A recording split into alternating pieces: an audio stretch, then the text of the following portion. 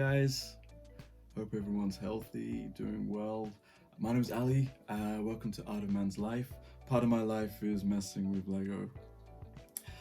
For today's video, I thought I really wanted to show the very first modular building I made from a customized perspective. I was a big fan of the modular buildings. I still am.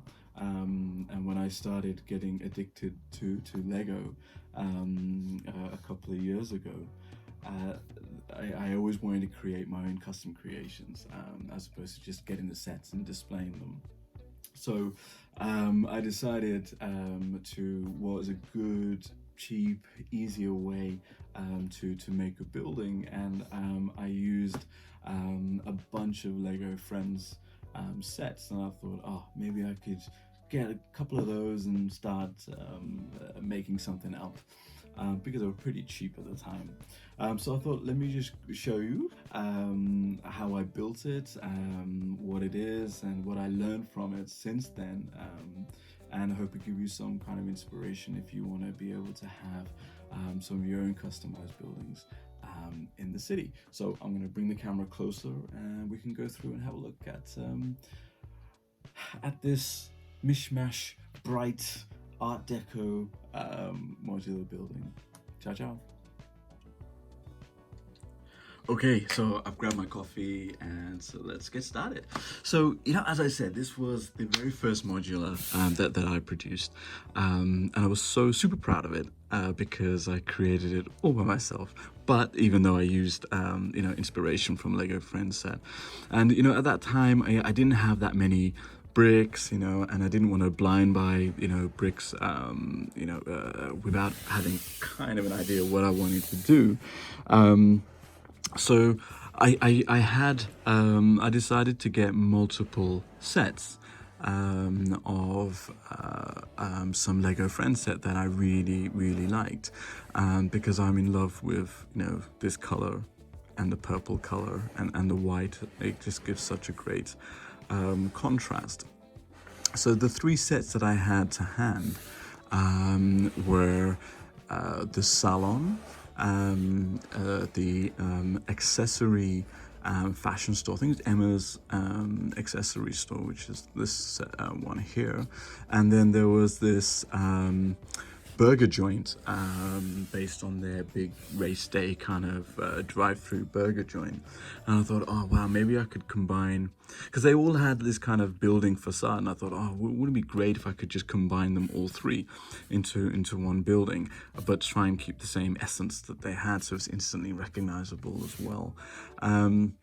So that's what I did. I just got those three sets. I think I got two of each, because they were so cheap. I mean, they were heavily discounted, and they're great parts pack. And I thought, okay, let's see what I can do with all of that.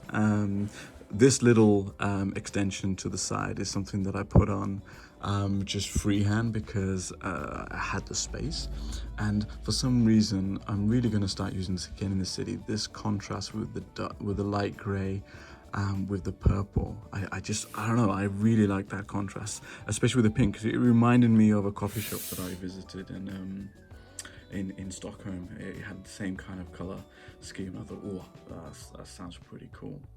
So so as we have here, we've got a Salon, we've got an Accessory Store, and then a burger joint, and then a little, of course, the coffee shop at the side. So the aim was, I thought the story would be, okay, hey, but first coffee, you got to start your day having a coffee, get your hair done, and then you go upstairs, and accessorize, and then you end the day with a big fat juicy burger to finish off the day. So I'm going to take the levels down and we'll take a closer look at it.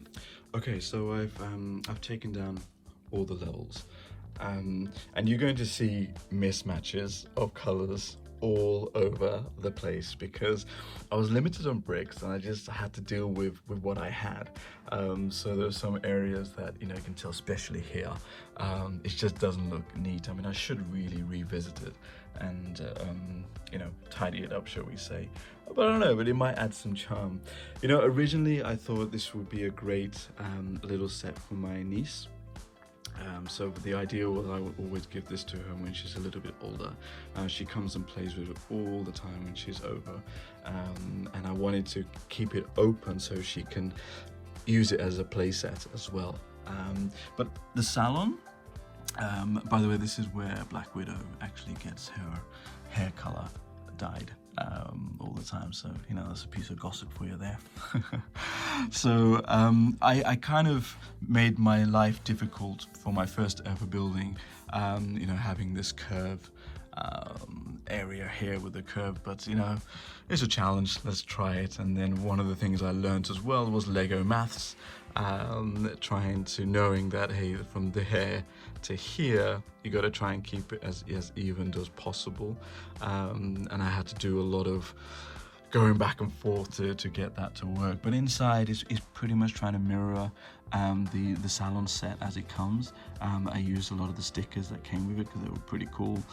So you got the seat there, you got the hair machine, I don't know what that's called, but I love this sink with the clamshell, the accessory stand with, you know, the hairbrush and the blow dryer, and on the side here, on the back, where you have the requisite coffee shop, magazine, the till, and a little display there we can see from that side as well.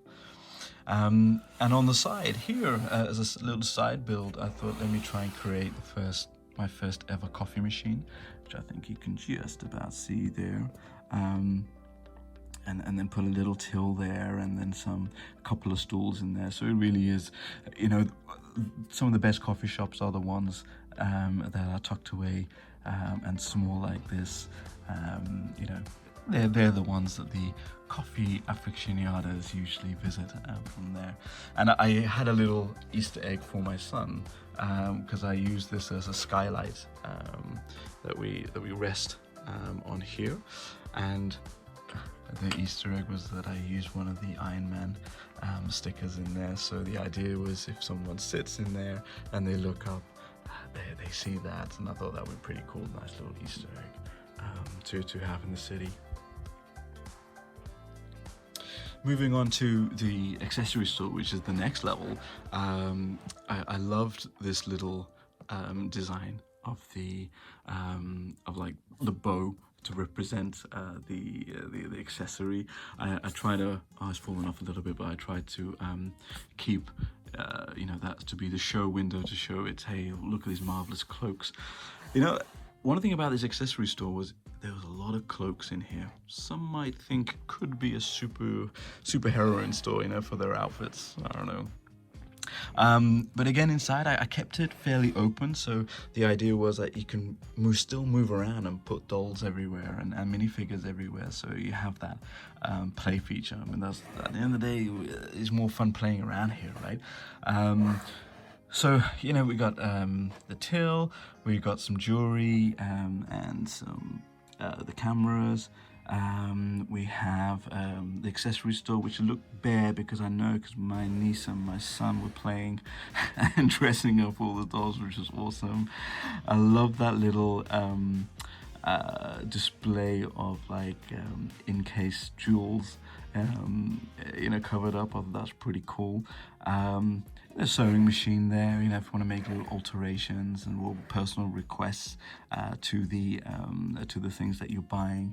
And then this is pretty cool because I saw this in Emma's fashion store as well lately.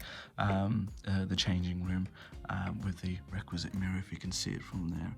You know, and as its friends, there's always a requisite speaker to play around. Dexter's missing at the moment, as you can see.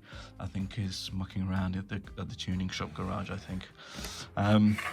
But yeah, one thing again you would have noticed, there's a door here, but I didn't have any stairs yet, and that's always a problem. I will get around to doing it and figuring that out. It's just getting the right parts and having the energy to do it. And this is what I mean about, you know, it's not that pretty at the back. You know, you got mismatch of colors and plates and bricks and what have you. But again, you know, you dip into your spare parts box and you just do what you need to do. All right, and let's move on to the last level, which is the big fat burger joint. So this is actually my favorite level in the Salon building, as I call it, because I really like the original set of the burger restaurant that came with the Lego Friends set. So let me just take the roof off. As you can see, I left it very loose to enable easy play.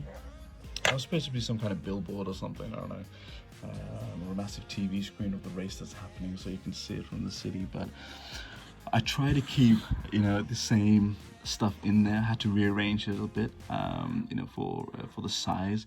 But I love this, the booth with, with the car, half the car, and that's where you sit, and then you look out the window, and then you can see, the rest of the city while you're having your big fat juicy burger.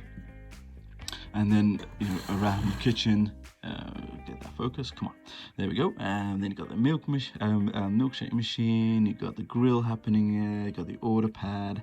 Hey, this is what you can order: burger, fries, and choose your ice cream. I try to cram it in as much as possible. And then you can see those little stickers there for the speakers and the music. And then what you probably can see there is a door here, and that door leads onto the platform here. So we have some outdoor seating area as well. But again, there is no way, for Emma, Andrea, Mia, Olivia, and anyone else in the city to actually get up there. That's something I'll have to fix later on. But by far, I think this was definitely my favorite level in my custom building. So that was the building in a nutshell, and even though I have a lot more fancier and prettier buildings and more advanced buildings in the city, this building in particular still has a special place in my heart, and I really do proudly display it in the city, not because it was the very first modular that I did, but I'm a sucker for these big bright colors. But also, when I first built this, it taught me a lot about how to build. And I think this is the beauty of the Lego Friends sets, because they really give a great starting point in being able to build your own modular buildings, for your city quite easily and quite cheap. Because at the end of the day, let's face it, Lego isn't a cheap toy. At the end of the day, it's expensive. I mean, of course, the quality shows for it, but when you're thinking about the parts that require to make a building, we've seen the modular buildings, they're minimum. They have, over 1,000 pieces, more so, especially when you go to the Ninjago cities, they're a couple of thousands. So it's expensive to get all those parts to be able to make your own building. And I think if we can get those parts in a cheaper way, and I really think you can with the Lego Friends stuff, because they're great part packs, and they have some really great colors. Apart from dull gray is nice, but these colors are awesome. And I think combination of that and teaching us a little bit, if we can learn what we learn from building the modular cities, and then put it and apply it with these sets, I think you can come up with something really cool and something different, and make something quite dynamic for the city. So I hope that gives you guys some inspiration. Let me know what you think, and please do share your Lego Friends mocks, because I don't see many of them around, and I'm always excited to see more. But apart from that, stay healthy, guys, and keep messing around with Lego, and I'll speak to you soon. All right, ciao, ciao. Take care. Peace and love.